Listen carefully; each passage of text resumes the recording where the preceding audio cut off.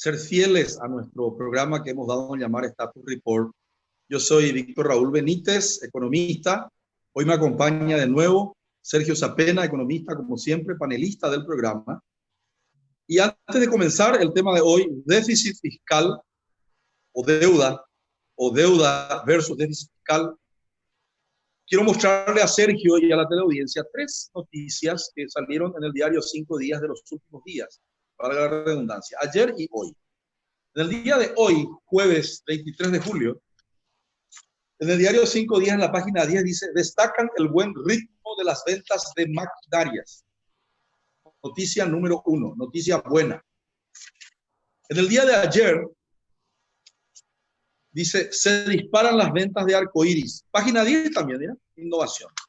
Despertar culinario impulsa al sector. Falta poroto, siendo uno de los productos con mayor solicitud. Le sigue el arroz, locro, hierbas medicinales, etcétera. Y hemos contratado 40 nuevos empleados en los últimos días. El señor Ortega, propietario de la empresa Arcoíris, que en el diario 5 días saca esta noticia. La noticia mala: pese al cierre de la frontera, los controles son laxos cuando hay probablemente coima y el contrabando sí. Por otro lado, la Asociación de Empresas Pequeñas y Medianas Empresas dice que buscan el consenso político para la ampliación del FOGAPI. Bruno de Felipe, directivo de la ACEP. Entonces yo le llamo a Sergio Zapena, desde ayer que estamos hablando, desde la semana pasada en realidad, con estos temas, y le digo: ¿cómo hacer, Sergio Zapena, cuando hay sectores que son ganadores en la pandemia? No todo está perdido, así como hay sectores que son perdedores, pero incluso los sectores ganadores están con dificultades porque entran en la fila de los bancos y de las financieras y incluso del Banco de Fomento, y esperan ahí que un analista de créditos les autorice un crédito para ampliar capital operativo o para invertir en alguna máquina, como supongo que debe ser el caso de Arcoíris, para ampliar sus envasadoras y satisfacer una demanda insatisfecha que está creciendo en materia de consumo de alimentos de los hogares, debido a que mucha gente está dejando de ir a comprar o a comer, probablemente en los shoppings o en los restaurantes, donde hay medidas restrictivas y donde hay medidas de supresión de horas de consumo. Y la gran pregunta que le hago a Sergio es: ¿será que debemos endeudarnos de nuevo para hacer obras de infraestructura o nueva deuda para garantizar préstamos bancarios que al final nunca salen? ¿Qué tiene que hacer el gobierno en estos casos, Sergio Zapena? Hola, Víctor, excelente tu idea. Hoy ahora tengo un pizarrón acá porque quería explicar un poco, porque vemos que, como te había explicado, que la gente y el gobierno no el gobierno, digamos, el sector privado, no conoce mucho de cómo se financia el gobierno y tiene una idea como negativa sobre el déficit del gobierno. Y el déficit es algo muy bueno. ¿Por qué? Porque es la participación directa del socio minoritario en la economía, dentro de la economía cuya única función es gastar, con la ventaja de que es el único entre los dos socios, entre el 85 privado, que es el único que puede producir dinero. Y de eso se trata este plan de reactivación, de que el gobierno produzca el dinero para reactivar la economía. Lo segundo es que hay una mezcla de la deuda con el financiamiento del déficit o de los impuestos con el déficit. Nosotros no necesitamos endeudarnos para financiar el déficit, ni tampoco tenemos necesidad de subir impuestos para financiar el déficit. Esas son dos opciones. Nosotros vamos a usar la tercera opción, que en realidad... Sergio, quiero interrumpirte. No quiero que te molestes porque quiero hacer algunas especificaciones para algunos neófitos como yo en materia de política monetaria, crediticia y fiscal. Y muchos que están viendo la televisión también podrían no entender en profundidad como vos entendés. Lo que entiendo de lo que estás diciendo es que el Estado es entre el 10 y el 15% de la torta de riqueza que se produce a cada año en el Paraguay. Le llaman Producto Interno Bruto. Y que el 85 al 90% es el sector privado. Es así lo que estás diciendo. Y que ese 15% que es el socio minoritario de la fabricación de tortas y de las ollas que nos dan de comer, que se llama Producto Interno Bruto, que es el Estado, debería de participar en el otro 85% que produce bienes y servicios para satisfacer necesidades privadas. ¿Me estás diciendo que el Estado sea empresario? Así, no en forma indirecta, a través de la compra de acciones o de bonos de deuda privada, como hicieron los grandes países que hoy son ricos. Los países son ricos porque le hicieron rico a sus empresas. Paraguay también puede hacerle rico a sus empresas a través de la inversión en las empresas en forma directa. Me gustó mucho lo que dijo Pedro Fadul, me decía él, a diferencia de la empresa privada, el sector público nunca tiene un final. Y qué interesante, nunca ve un precipicio, nunca se cae al abismo. ¿Y por qué? Porque a diferencia del sector privado que tiene que cobrar dinero para pagar, no puede fabricar dinero, el gobierno puede fabricar dinero. Entonces, por eso es que esa es la única función del Estado, gastar. Porque a través esa no es emisión inorgánica. Voy a hacerte de abogado del diablo, porque estás entrando en el terreno de la herejía y te van a condenar y te van a meter en la hoguera pública. Te estoy dando una advertencia.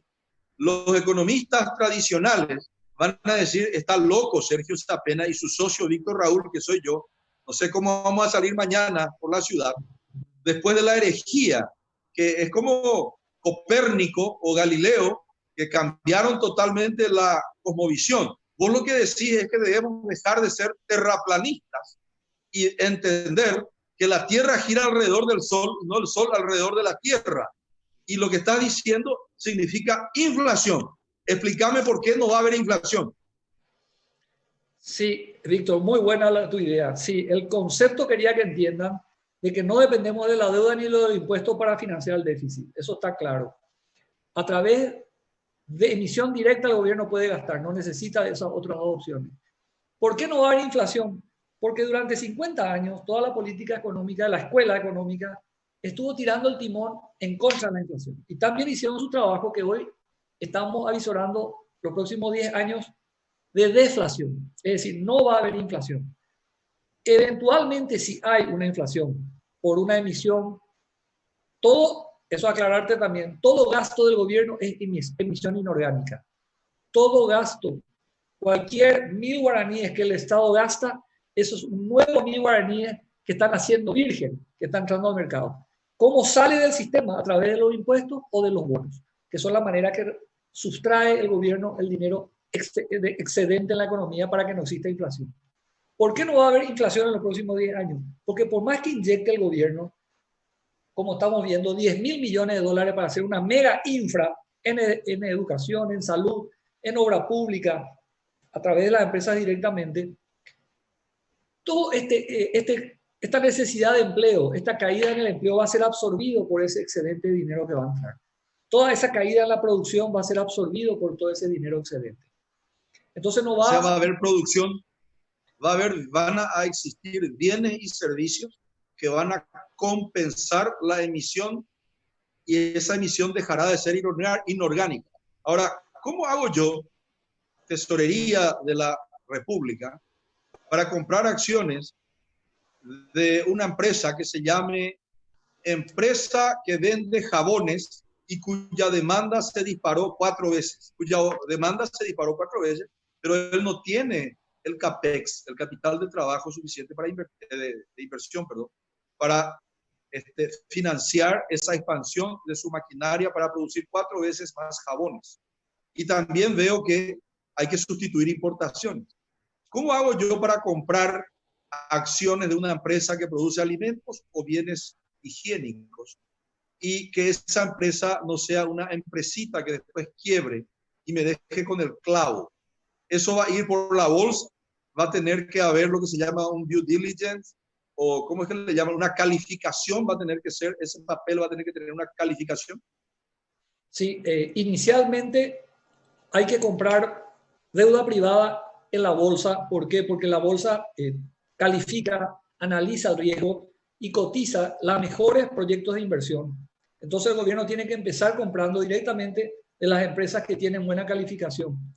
Con el tiempo se puede el gobierno tener un portafolio donde puede decir, bueno, vamos a desarrollar sectores estratégicos, como hizo Estados Unidos con la industria automotriz, como hizo Estados Unidos con la industria de la aviación, como hicieron los europeos con algunas otras industrias, como hizo Japón con Matsushita, con Honda. El gobierno directamente invirtió en Honda. El gobierno americano invirtió directamente en General Motors y en Ford. Y General Motors y Ford quebraron 2 o 3 veces. Igual siguió la inversión. Porque ese circulante, y acá quiero explicar un poco cómo funciona el balance. Acá tenemos el pasivo del Banco Central. Este es el circulante o dinero que está dentro del Banco Central. Lo que va a hacer el Banco Central es le va a aumentar la deuda al Tesoro Nacional. Tenés que alzar tu cámara. Sergio, alza un poco más tu camarita. Ahora, por favor. Gracias. Muchas gracias. Esa emisión inorgánica, esa maquinita del Banco Central, y se habla como algo negativo, como algo peyorativo, pero no. Ese es el impuesto que le llaman también otra peyorativa manera de decir impuesto a inflación. Pero en el mundo cambió. Ahora la teoría monetaria moderna ya no toma esto como inflación. ¿Por qué? Porque este circulante se convierte en deuda pública, en el activo del Banco Central. Lo que hace es amplía el Tesoro Nacional su cuenta, le crea más dinero para que esté disponible. Eso se va al Ministerio de Hacienda como deuda pública en el pasivo y como deuda privada en el activo. Se convierte de deuda pública a privada. Entonces ahí el Tesoro Nacional, este dinero que es fiduciario de un papel, al irse a las empresas que producen bienes y servicios como bicicletas o cerdos en la ganadería, ahí convierte en riqueza y en producción. Ese circulante fiduciario se convierte en riqueza a través de este mecanismo. Entonces, si nosotros invertimos 10.000 millones de dólares, que sería hoy el 25% del PIB, no va a pasar nada. No tenemos que tener miedo, Víctor, de ser ricos, de salir de la pobreza, porque lo que tenemos es miedo. Y eso es lo que tenemos que vencer. Muchos economistas van a estar en desacuerdo por esto, por la escuela, porque siempre han manejado la política monetaria, pero la política monetaria hoy es incapaz de resolver el problema, porque los bancos no van a tomar el riesgo. Te escucho. Me gusta. Puedo hacerte de profesor de macroeconomía, Carlos Knapp, Argel, pero gran profesor, examen final. Te voy a tomar un examen final. Me acuerdo de Carlitos Knapp, capísimo. Nuestro gran profesor, le queremos mucho, le queremos mucho. Bueno, él nos enseñó economía. Y a lo mejor por culpa de él estamos tan locos hoy y queremos salvar al Paraguay. Queremos no tener miedo para salir de la pobreza. Te voy a dar algunas objeciones quizás. ¿Por qué un país como Paraguay puede hacer esa emisión si nosotros no tenemos como moneda al dólar o al euro, que son monedas soberanas? Primera pregunta, no me respondas todavía, pero yo sé que ya la tenés clara, yo sé que me vas a responder enseguida. Examen final de economía. Y en segundo lugar, la pregunta es, ¿vos sabías que en Paraguay hay un déficit habitacional de 1 millón de unidades habitacionales? Déficit cuantitativo, falta casa, o cualitativo, falta baño y cocina. ¿Vos sabías que en Tomatí se fabrican los materiales? ¡Qué maravilla! ¿Sabe cuánto cuesta? 6.000 millones de dólares. Yo hice un trabajo, ciudad por ciudad, cuánto hay que invertir en baño, cocina y casa 0 kilómetros. Qué lindo sería, 6.000 millones de dólares, es más o menos el 60% de lo que vos querés inyectar. Quiere decir que no va a haber inflación si el Estado es socio de las bolerías de tomate, reconvirtiéndolas de energía a carbón vegetal en energía eléctrica. Se mejora enormemente la productividad y se financia a las constructoras que van a hacer las casas para venderlas de alguna manera concesional, no regalar. En parte se regalará a los estratos muy bajos. Sería creación de empleo, un modelo keynesiano espectacular. Esa es el segundo comentario. Vayamos al primero. Nosotros no tenemos moneda soberana. ¿O cuánto es el porcentaje de depósitos guaraníes versus dólar en el sistema financiero paraguayo? Víctor, los dos comentarios. Primero, lo de soberano. Paraguay tiene una moneda soberana, es la moneda más fuerte de la región. Entonces, eso se demuestra en los depósitos en el sector financiero. El 60% es en guaraníes y apenas el 40% en dólares. Y eso va a ir cayendo. ¿Por qué?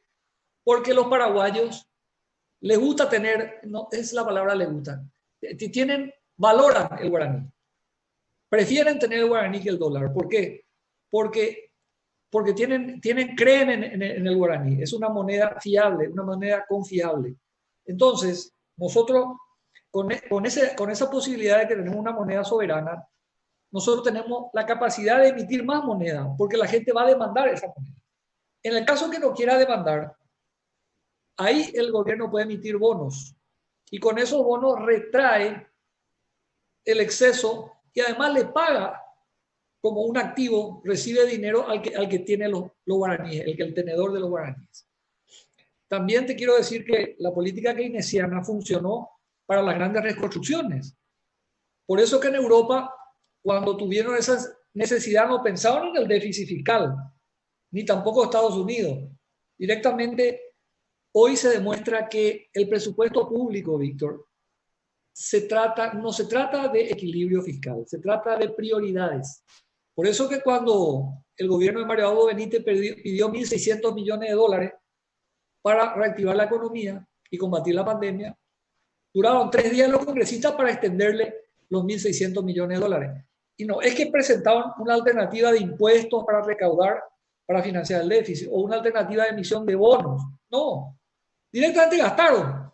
Entonces, la idea ahora es decir, señores, tenemos otra prioridad que es más grande, que es la pobreza.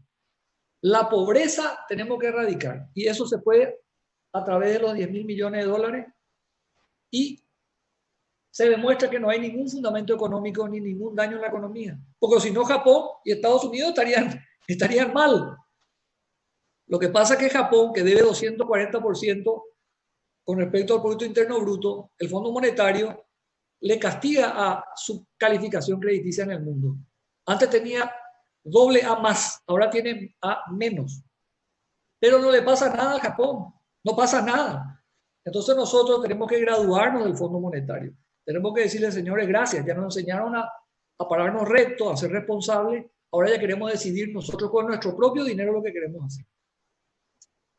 Lo que estás diciendo es muy revolucionario y supone una independencia, no digo que lleguemos a lo Gaspar Rodríguez de Francia, pero supone una nueva, estamos en un fin de era, estamos entrando en el ciclo de los activos reales y no financieros, y el Paraguay es un país muy rico en activos reales. El patrimonio nacional es lo que fundamenta que la gente crea en el guaraní. Es así, porque el guaraní es el medio de cambio del sol, el agua y la tierra fértil que tiene el Paraguay, más su bono demográfico, más su energía hidroeléctrica. Por eso yo creo que el guaraní es todavía una moneda que tiene más de 70 años y es muy creíble. Yo tengo muchísimos amigos que tienen CDAs en guaraníes, ganan su rentabilidad, ¿verdad?, equilibrada en cooperativas y en bancos, y están felices con el guaraní desde hace décadas. Es muy revolucionario lo que estás diciendo. Ahora, la pregunta es la siguiente. El Estado paraguayo, cuando es propietario de bonos, mercado de deuda, o acciones, mercado de renta variable, sería eso, de empresas paraguayas, también puede hacer infraestructura emitiendo. Infraestructura serían rutas, por ejemplo, que tanta falta nos hace, o infraestructura eléctrica de distribución por medio de concesiones, y fondear a las empresas que van a construir esa infraestructura de distribución hidroeléctrica o de rutas. De alguna manera se puede también financiar a esas empresas, Sergio, no solamente financiar al sector privado para producir bienes y servicios de consumo privado, sino que también podría ser para que la ANDE tenga una infraestructura de distribución más actualizada, podría ser también para eso por medio de concesiones. Pregunto. Víctor, en todo negocio hay riesgo.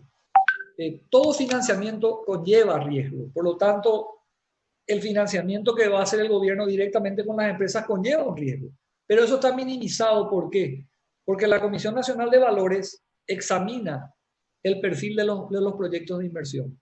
Entonces, el mercado es el que diseña cuáles son los mejores planes de negocios que hay que financiar, que hay que apoyar. Con una inyección, hoy la Bolsa de Valores de Asunción mueve $1.000 millones al año.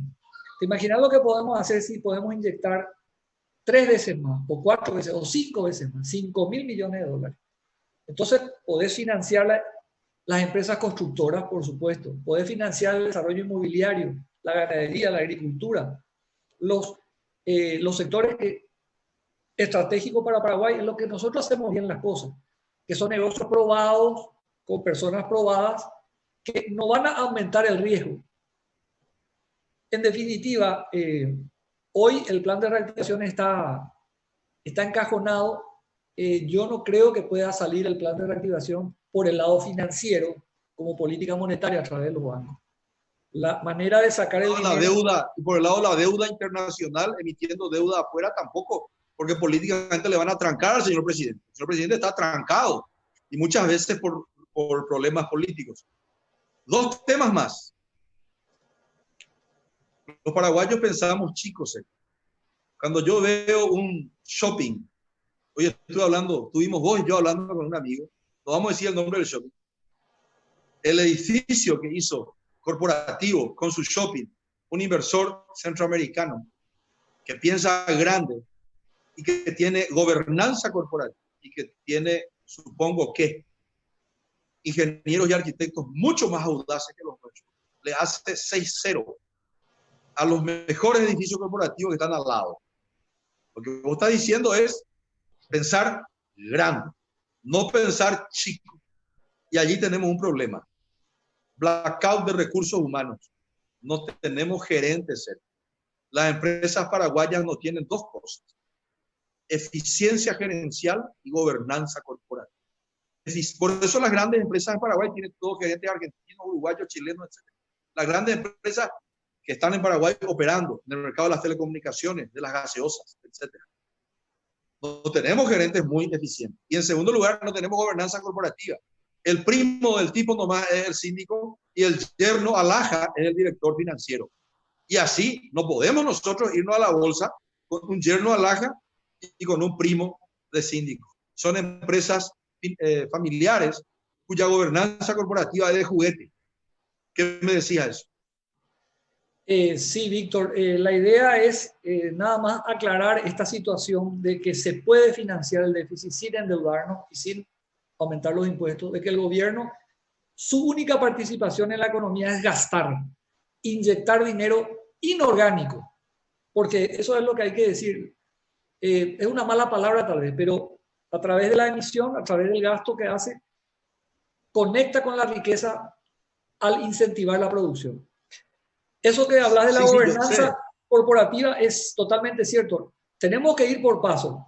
No te puedo dar toda la idea de todas las otras cosas, pero de que claramente el gobierno puede ser un inversor directo en la empresa, sí se puede. De que no se debe endeudar para eso, también. De que eso no va a generar inflación. Solamente depende de nosotros que podamos hacer eso. Entonces, el gobierno tiene que comenzar a invertir en aquellas empresas en donde la bolsa y las calificadoras de valores puedan decir, esta empresa tiene un mayor grado de gobernanza, tiene un mayor grado de eficiencia gerencial, porque viste que se hacen los prospectos que los inversores van comprando. El prospecto tiene que estar calificado y entonces esa inversión o ese capital de trabajo para ampliar el nivel de producción en un momento pandémico en que la oferta está frenada deliberadamente y que la recesión es una política de Estado como medida sanitaria. Creo que es espectacular lo que estás planteándose. Yo te quiero felicitar y juntos vos podés contar conmigo, vamos a salir, probablemente otros economistas se van a sumar, vamos a hablar con algunos políticos y si fuera necesario tenemos que llegar a hablar con el Poder Ejecutivo en el Paraguay para plantearle esta salida nosotros, así como también los médicos, porque el gran dilema, así como los médicos en esta pandemia, pues tenemos el trade-off, el dilema, salud y economía. Salud y economía. El huevo o la gallina. Yo creo que no es ni el huevo ni la gallina. Son ambos a la vez. Y lo que sí. yo sé es que, ¿por qué le permitimos a los médicos que hagan experimentos con clorohidrocloriquina? No recuerdo ni el nombre. Cada experimento que están haciendo los médicos y nadie se inmuta. Claro, todo el mundo quiere salvar el pellejo. Pero ¿por qué no nos dejan a nosotros? Y creo que nos van a dejar a los economistas. También plantear experimentos innovadores, nunca antes oídos. Esos experimentos en el Paraguay. En Estados Unidos hay una señora que vos y yo le estamos leyendo y estamos siguiéndola por YouTube y las redes y sus artículos. Se llama Stephanie Kelton. Sí. Y ella es la que plantea eso y ha planteado en los Estados Unidos. Y así es que muchas empresas y muchos empleos se han salvado, se han generado y se han regenerado en los Estados Unidos con este tipo de políticas. Yo creo que los economistas también tenemos que ser innovadores y tenemos que plantear escapes del cautiverio que puedan hacer que ese dilema, economía versus salud, no sea con endeudamiento. Y termino, porque tenemos que terminar. Agradezco tu tiempo y agradezco el tiempo de quienes están viendo el programa. Es algo totalmente nuevo lo que estamos diciendo hoy en 5 días en la televisión. Es lo siguiente, ¿verdad? Pero es tu idea nomás la que voy a repetir. ¿Cómo lo que fue posible que los legisladores de todos los partidos le dieran un cheque en blanco de 1.600 millones de dólares en deuda? En deuda. Firmamos pagaré. Eso hasta mis nietos y los tuyos y los nietos de quienes están viendo la tele van a pagar ese pagaré. En 72 horas le aprobaron al señor presidente. ¿Por qué vamos a dudar tanto para inyectar, no digo 10.000 que voy a plantear como presupuesto total, pero por lo menos 2.000, 3.000, 4.000 o 5.000 millones de dólares de la economía por el lado de la corriente productiva, produciendo bienes y servicios para evitar que haya inflación y que dicha emisión no sea inorgánica? Es así, ¿verdad? Así mismo, Víctor. Y te aclaro de que el gobierno tiene la chequera de 1.600 y por eso no tiene que devolver, no tiene que pagar no tiene que poner ninguna deuda, ningún bono, ninguna letra de regulación, ni tiene que subir los impuestos. Directamente gastó. Entonces, tenemos que priorizar la pobreza. No necesitamos endeudarnos ni subir los impuestos. Tenemos que gastar directamente, porque no va a haber inflación. No, a ver, y tenemos que priorizar la pobreza y también el hambre, porque la próxima pandemia es del hambre y el Paraguay tiene la vacuna, faltan los fondos. Y termino diciendo algo, para muchos paraguayos, amigos míos, que se rasgaron las vestiduras por Black Lives Matter, por el señor que mataron en los Estados Unidos, me contaron que hace una semana vienen muriendo indígenas en Paraguay, ¿sabes de qué? De hambre. Y todavía no he visto ningún movimiento de los... Claro, cuando se mueren los yanquis, nosotros somos todos solidarios. Cuando se mueren nuestros compañeros indígenas, no es chuchi, güey, no es chuchi. Muy buenas tardes y seguimos el próximo martes. Gracias, Víctor. Tenemos que vencer el miedo, como dijiste. Toda creencia tiene sus consecuencias y si está bien hecho deliberadamente, el hecho es inevitable. Inevitable. Todas las creencias tienen consecuencias. Todas las creencias tienen consecuencias y si están bien planteadas como vos acabas de plantear, esos hechos son inevitables. Buenas tardes. Chao, Víctor.